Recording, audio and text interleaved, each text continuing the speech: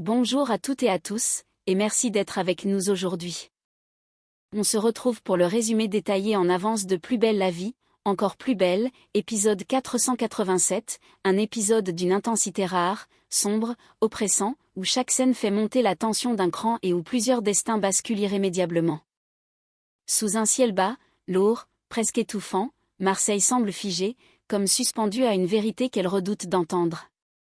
Une rumeur circule, enfle, s'impose brutalement, Chloé a été arrêtée. Accusée d'un empoisonnement visant Charles Duvivier, elle se retrouve au cœur d'une affaire judiciaire d'une gravité extrême.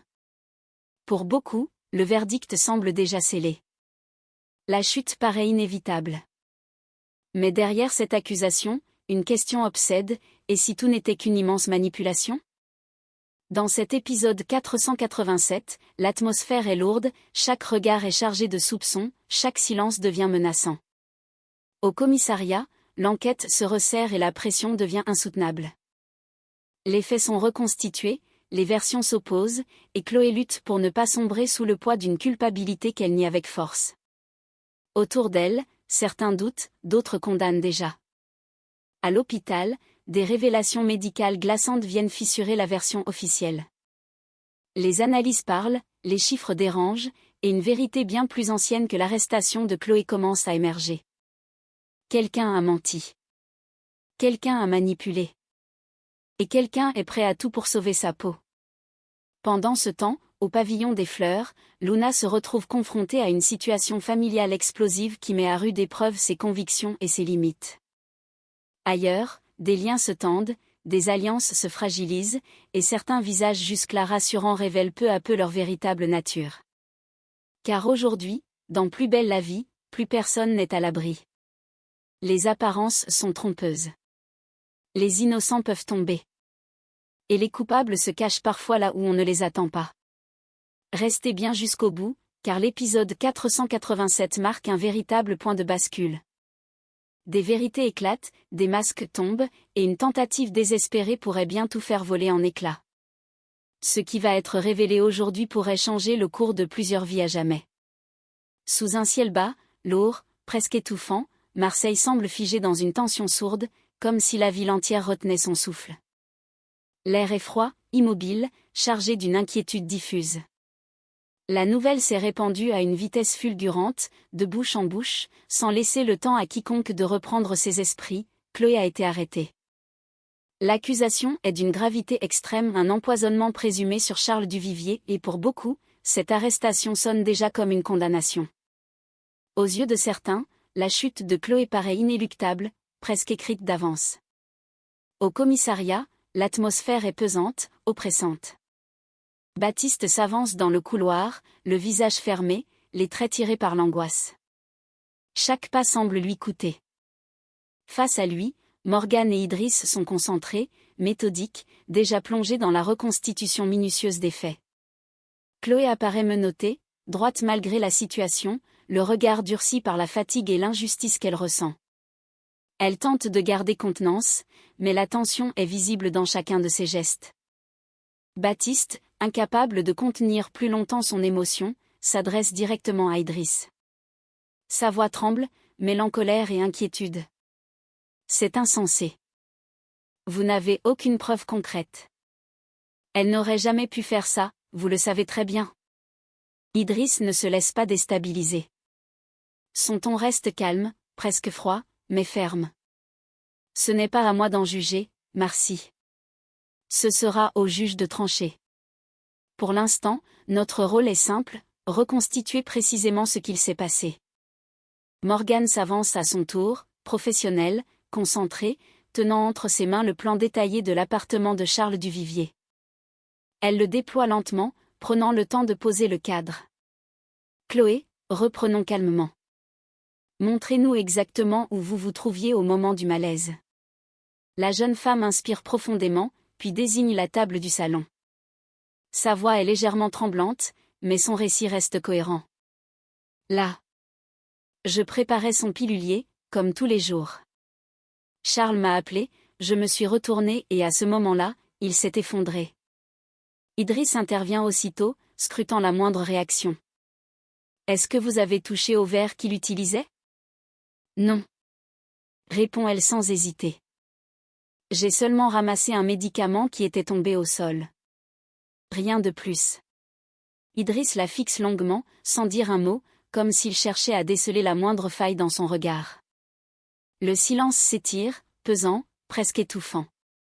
Sous cette pression, Chloé finit par craquer.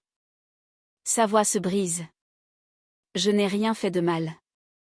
Tout ce que j'ai fait, c'est aider un vieil homme qui avait besoin de moi.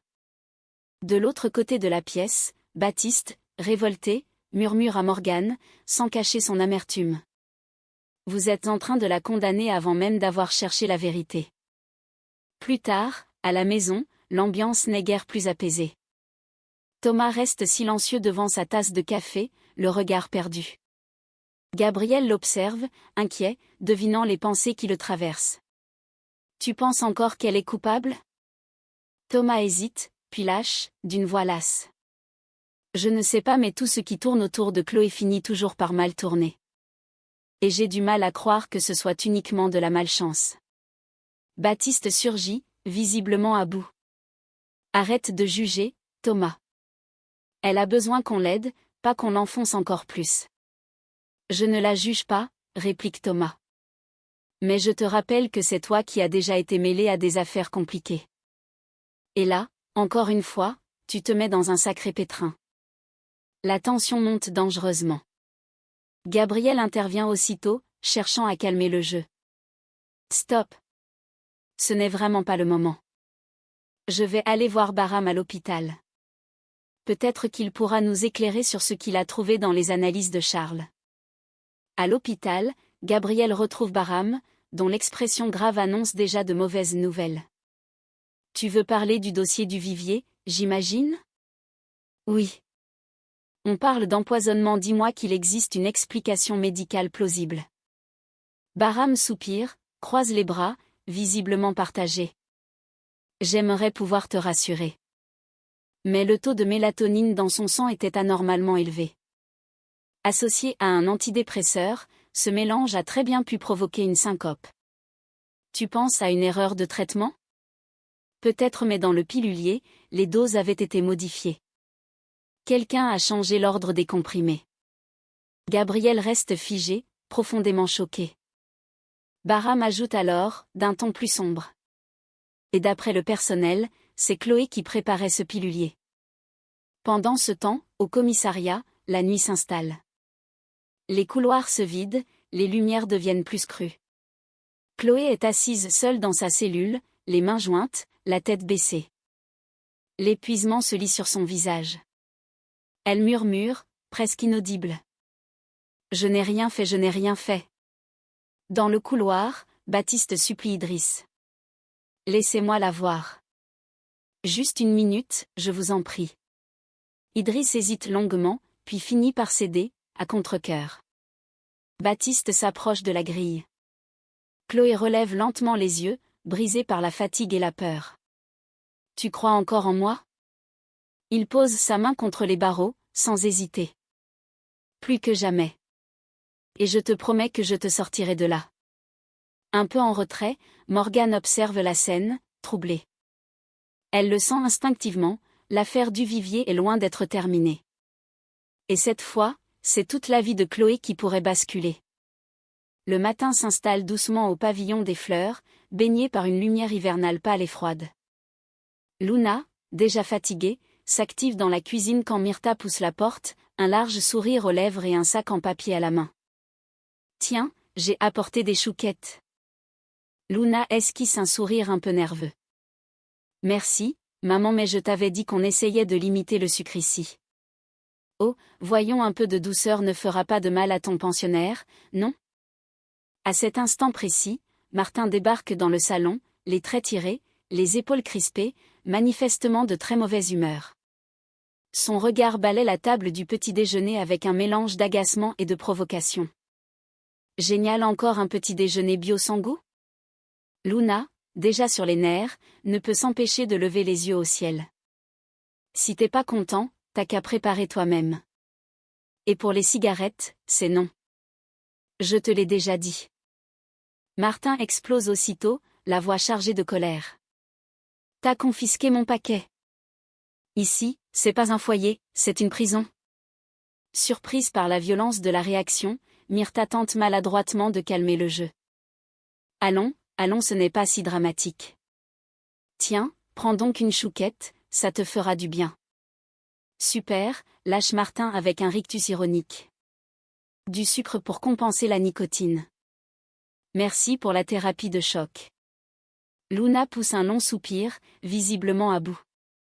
La fatigue se lit sur son visage. Depuis plusieurs jours, la cohabitation s'est transformée en véritable champ de bataille. Martin râle pour tout et contre tout, les repas trop sains, le couvre-feu trop strict, les règles trop nombreuses. Et Luna, malgré toute sa bonne volonté et ses intentions sincères, se surprend à hausser le ton, ce qu'elle déteste par-dessus tout. Elle ne se reconnaît plus. Quelques heures plus tard, alors que la maison est redevenue calme en apparence, Luna découvre que son portefeuille a mystérieusement perdu quelques billets. Le cœur serré, elle appelle Martin dans le salon. « Tu veux m'expliquer pourquoi il manque de l'argent dans mon portefeuille ? » « J'en avais besoin, » répond-il sans détour. « Tu refuses de me donner de l'argent de poche, alors je me suis servi. »« Ce n'est absolument pas comme ça que ça marche. » S'emporte Luna, choquée. « T'as qu'à me renvoyer à Lille, alors. »« Ça ira plus vite, » balance-t-il, provocateur. Myrtha, témoin silencieux de la scène, reste figée, incapable d'intervenir. Luna, elle, encaisse le coup. Elle n'aurait jamais imaginé qu'un adolescent puisse la pousser à bout aussi rapidement, ni que la situation dégénère à ce point. Lorsque le calme finit enfin par revenir, Luna s'assoit à table, le regard perdu dans le vide, épuisé nerveusement. Myrtha s'approche doucement et pose une main rassurante sur son épaule. « Tu fais tout ce que tu peux, ma chérie. Et crois-moi, c'est déjà énorme. » Luna, les yeux rougis par la fatigue, murmure. « Je ne pensais vraiment pas que ce serait aussi difficile. Je déteste être autoritaire, ce n'est pas dans ma nature. » Puis, dans un petit rire nerveux, elle ajoute. « J'ai juste hâte que les vacances se terminent et qu'il retourne à Lille. » Myrtha lui adresse un sourire tendre, sans la contredire. Elle le sait, derrière l'exaspération de sa fille se cache surtout une immense fatigue, et peut-être aussi une peur plus profonde, celle d'échouer là où elle voulait simplement tendre la main et aider. Le soleil à peine levé éclaire doucement la résidence Massalia, encore plongée dans un silence apaisant.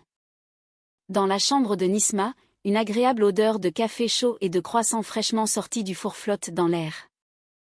Yolande pousse la porte avec entrain, suivie d'Apolline qui porte un plateau soigneusement préparé. « Service 5 étoiles au lit », annonce Yolande d'un ton joyeux. Nisma esquisse un sourire, encore à moitié endormi. « Vous êtes complètement folle, fallait vraiment pas. » Apolline s'assoit au bord du lit, complice. « Si, justement. On a décidé que tu avais droit à une vraie matinée off. » Yolande ajoute, faussement sévère. « Docteur Léa a prescrit repos complet. Et chez nous, les ordonnances, on les respecte à la lettre. » Mais Nisma secoue la tête, visiblement anxieuse. « J'ai mal dormi, je n'arrête pas de penser à tout ce que j'ai à faire. Ma to-do list me poursuit même la nuit. » Sans lui laisser le temps de protester davantage, Apolline lui prend doucement le téléphone des mains. « Eh bien, mauvaise nouvelle pour toi, on a réglé le problème. Tous tes appels et tes messages sont redirigés. » « Comment ça ?» s'exclame Nisma, paniquée. « Blanche s'occupe de tes cours, Steve de tes bénévolats et Jules de tes mets. Tu n'as officiellement plus aucune excuse. » Nisma ouvre la bouche pour protester, mais Yolande lève aussitôt le doigt. « Pas un mot. Tu respires, tu bois ton café tranquillement et tu ne touches plus à ce téléphone. » Résignée, Nisma soupire. « Vous complotez contre moi, c'est ça ? » Toujours pour ton bien, répond Apolline avec un clin d'œil.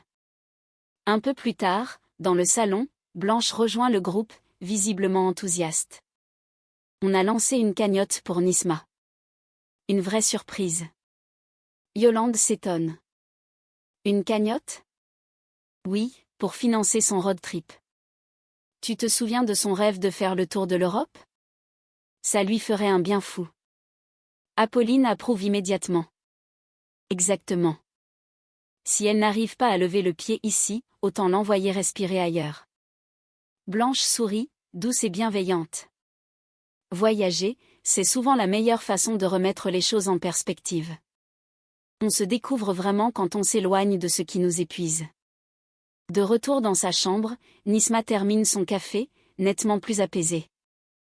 Elle regarde les messages de soutien qui affluent déjà sur la cagnotte, des mots tendres, des encouragements sincères, des marques d'affection qui la touchent profondément. Pour la première fois depuis longtemps, elle sent son esprit s'alléger. Peut-être qu'elle va finir par y croire. Peut-être qu'elle a le droit, elle aussi, de s'arrêter et de souffler. L'après-midi s'étire lentement sur Marseille, dans une atmosphère faussement calme. La lumière décline doucement, mais pour Luna, la journée vient soudainement de basculer.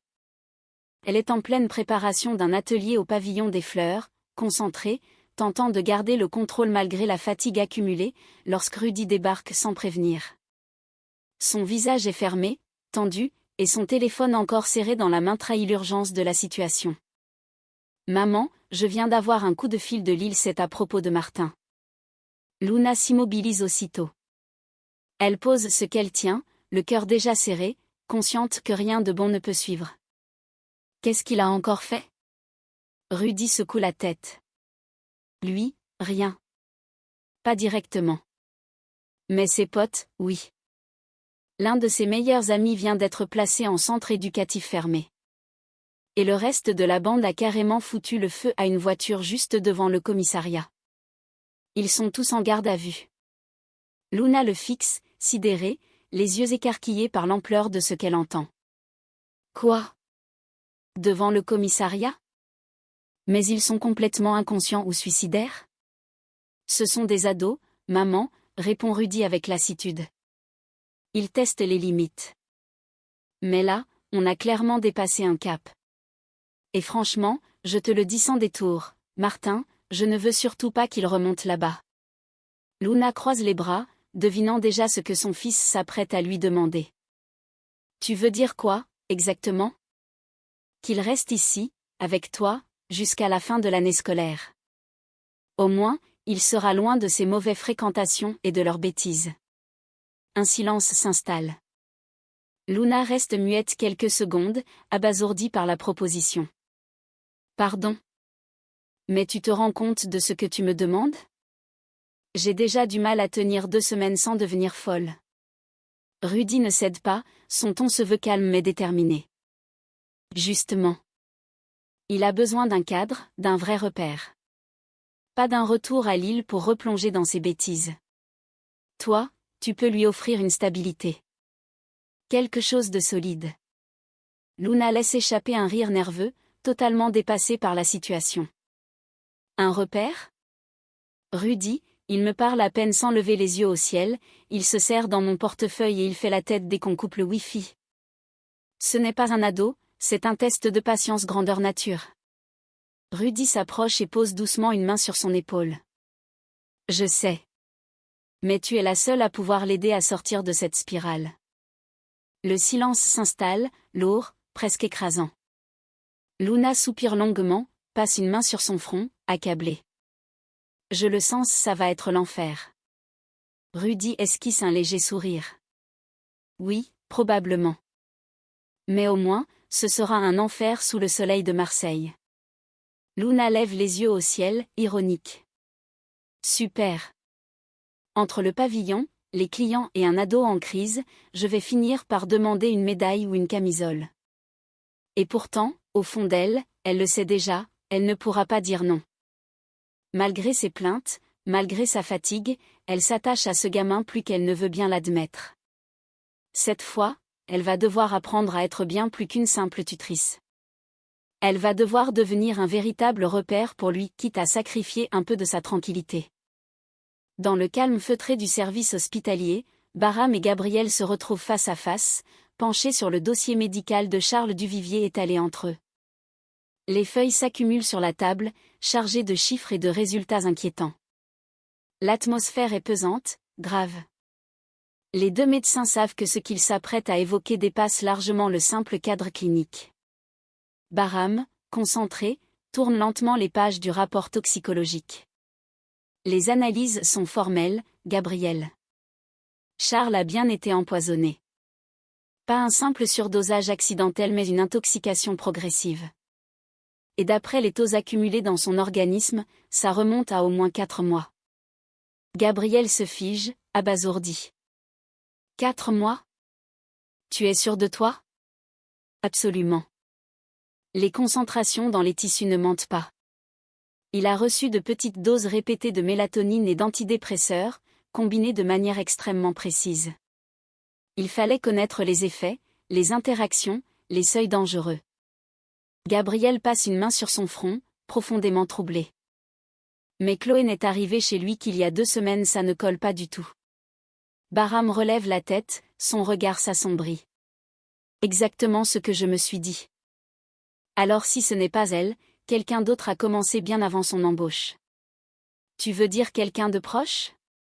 Barham hoche lentement la tête. Forcément. Il fallait un accès régulier à ses médicaments, à son pilulier. Et surtout quelqu'un d'assez malin pour que tout paraisse parfaitement normal. Gabriel se penche en avant, le regard soudain plus dur.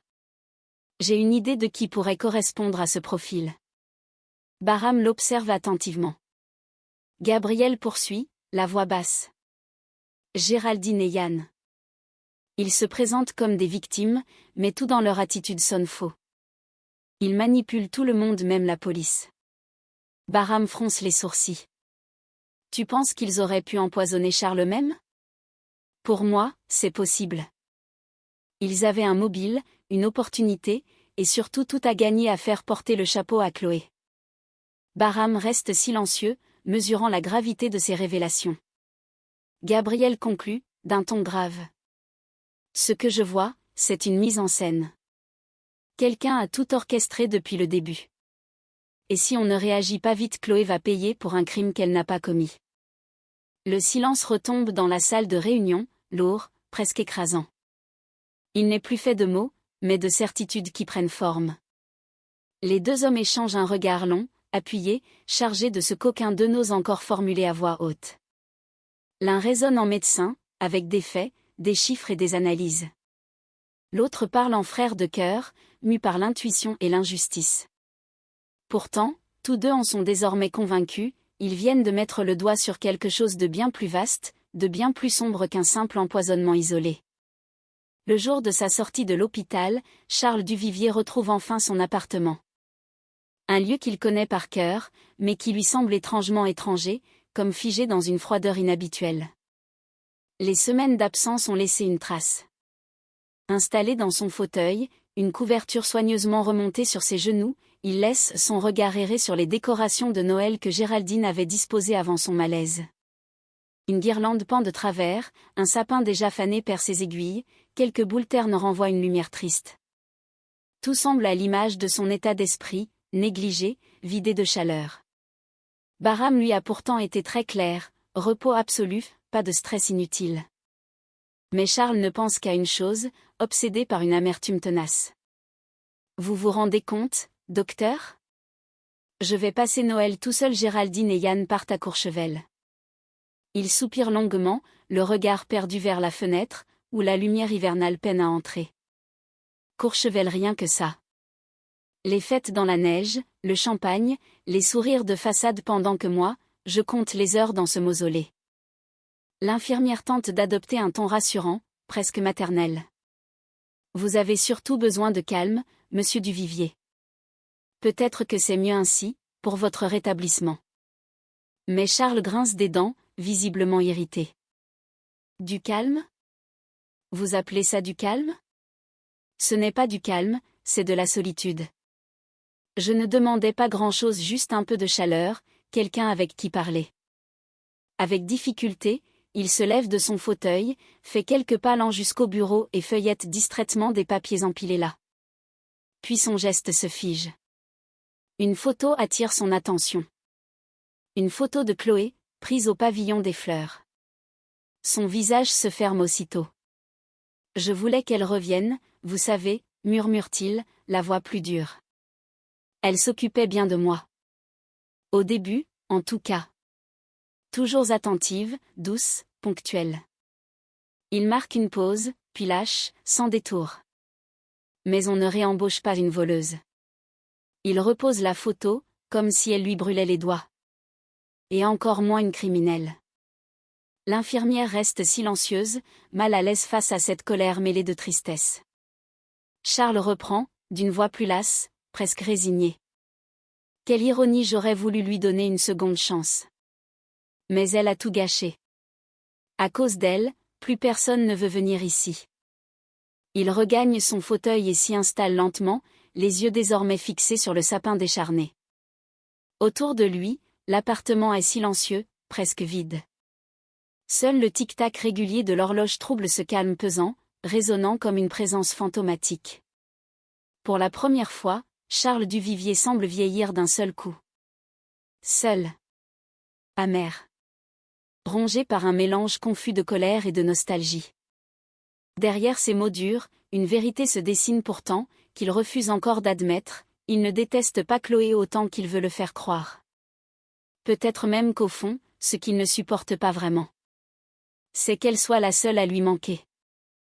Assise sur le canapé de la résidence, Nisma parcourt lentement son carnet de notes. Ses traits sont encore marqués par la fatigue, ses yeux légèrement cernés, mais un sourire sincère a enfin refait surface. Je sens que d'ici quelques jours, ça ira mieux. Je serai prête à reprendre doucement, dit-elle, comme pour s'en convaincre elle-même. À cet instant précis, son téléphone vibre. Une notification s'affiche à l'écran. Vous avez été ajouté au groupe WhatsApp Tour du Monde. Elle fronce les sourcils, intriguée. Tour du Monde? C'est quoi encore cette blague? Quelques secondes plus tard, la porte s'ouvre sur Jules, Apolline et Steve, tous les trois affichant un large sourire impossible à contenir. On a quelque chose à te montrer. Lance Steve, débordant d'enthousiasme. Nisma les regarde, à la fois amusée et méfiante. Ne me dites pas que vous avez encore monté une asso sans moi. Apolline éclate de rire. Pas cette fois. Promis. Là, c'est vraiment pour toi. Jules sort alors une grande enveloppe colorée et la tend à Nisma. On s'est dit qu'il était temps que ton rêve de tour du monde commence pour de vrai. Alors on a organisé quelque chose. Les mains légèrement tremblantes, Nisma ouvre l'enveloppe.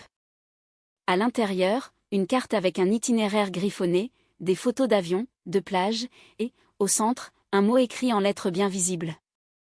Ton voyage commence ici, Marseille-Rome, billet offert par nous trois. Les larmes montent aussitôt à ses yeux. Vous avez fait ça pour moi? Murmure-t-elle, profondément émue. Steve sourit, fier de leur coup. On s'est dit que si tu ne déconnectais pas toute seule, on allait y obliger. Et crois-moi, impossible de répondre à tes mets depuis la fontaine de Trévis. Apolline ajoute, plus douce, presque émue elle aussi. On veut juste que tu penses à toi, pour une fois. Que tu vives, que tu respires vraiment. Nisma les regarde tour à tour, incapable de parler tant l'émotion est forte. Puis elle finit par les prendre tous les trois dans ses bras, les yeux brillants. Vous êtes complètement fous mais je vous aime. Dans la pièce, la légèreté revient peu à peu. Les rires fusent, l'atmosphère s'adoucit. Pour la première fois depuis des semaines, Nisma ne pense plus à ses mets, à ses listes interminables, ni à ses missions. Elle pense à demain. Et à ce premier pas vers un véritable souffle de liberté. Sur la terrasse du Mistral, Martin est installé nonchalamment, un soda à la main, les yeux dissimulés derrière ses lunettes de soleil. Il essaie de donner le change, de se composer une attitude détendue, presque indifférente, comme s'il maîtrisait parfaitement la situation. Lucie vient s'asseoir à côté de lui avec son café, affichant d'emblée une expression moqueuse, prête à le taquiner. T'as pas une clope? Lance-t-il d'un ton faussement désinvolte, comme si la demande n'avait rien d'important. Lucie le dévisage aussitôt, interloquée. Une clope? Toi? Il hausse les épaules, esquisse un sourire maladroit. Ouais, j'essaie d'arrêter, mais là, j'aurais bien besoin d'une taf. Lucie éclate de rire, incapable de se retenir. Non mais attends, on parle bien du gars qui disait qu'il mangeait bio et faisait du yoga avec sa mère à Lille? Martin fait mine de s'offusquer, redresse légèrement la tête. Ouais, bah ça, c'était avant. Maintenant, je suis dans la rue, je me débrouille, je me forge. Lucie le fixe, amusée, visiblement pas convaincue. Tu veux dire que t'essaies de faire le caïd? Parce que là, franchement, t'as plus l'air d'un bad boy, t'as surtout l'air d'un gosse de bonne famille en stage intensif de rébellion. Martin fronce les sourcils, piqué au vif. Tu me connais pas, ok? Là-bas, j'étais pas un ange. Lucie sourit, malicieusement. Ouais bien sûr. Le caïd de la maternelle privée de Lille. Il soupire, vaincu, puis finit par sourire à son tour. Bon, d'accord.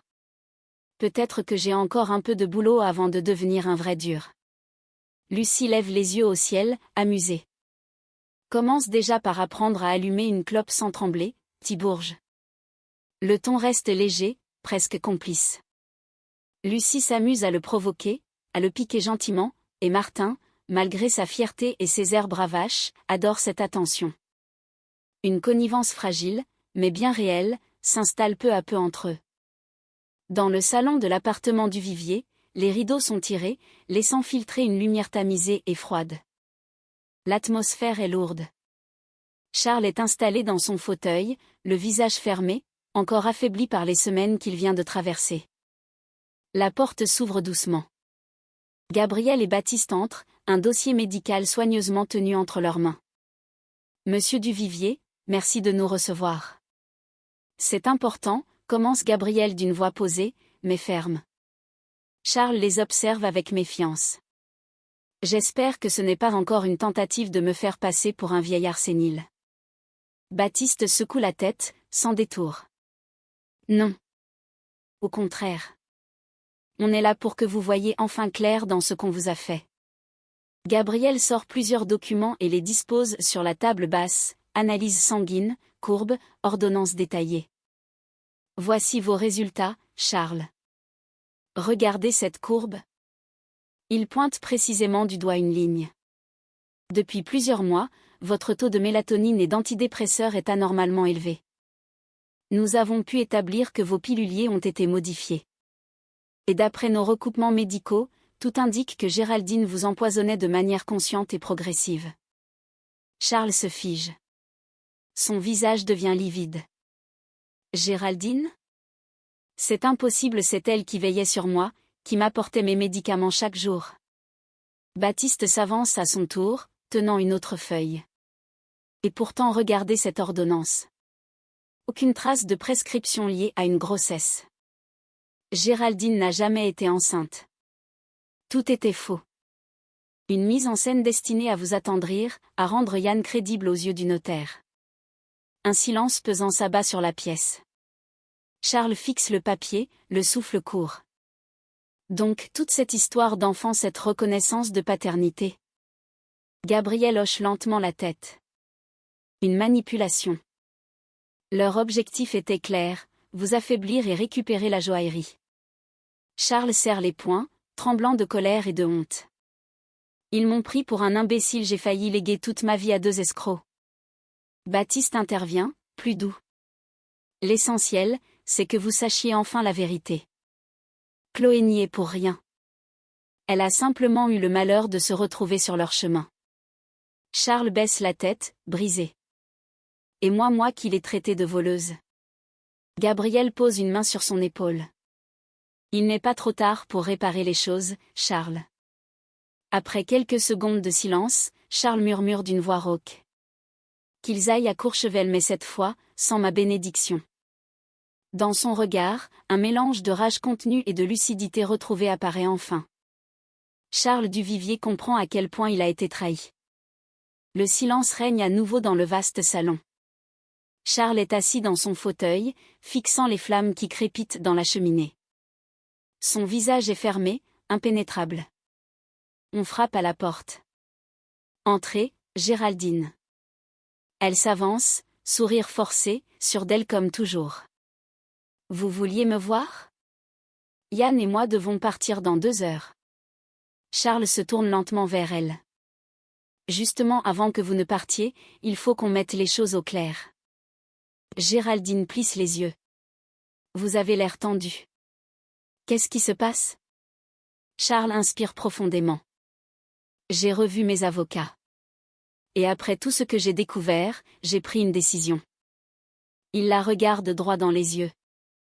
Je ne vous lègue plus la joaillerie. Mon discernement était altéré au moment de la signature. Maître Kepler a été prévenu. Le contrat est caduc. Géraldine blêmit. Quoi? Vous ne pouvez pas faire ça. Vous aviez promis? Promis. Réplique Charles, glacé. Vous m'avez menti, empoisonné, manipulé. Vous et Yann avez profité de ma faiblesse pour vous enrichir.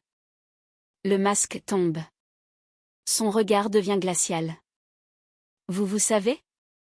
Murmure-t-elle, la voix tremblante. Oui, Géraldine. Et vous allez répondre de tout cela. Soudain, dans un geste désespéré, Géraldine attrape le coussin du canapé. Vous n'allez rien dire, Charles. Rien du tout.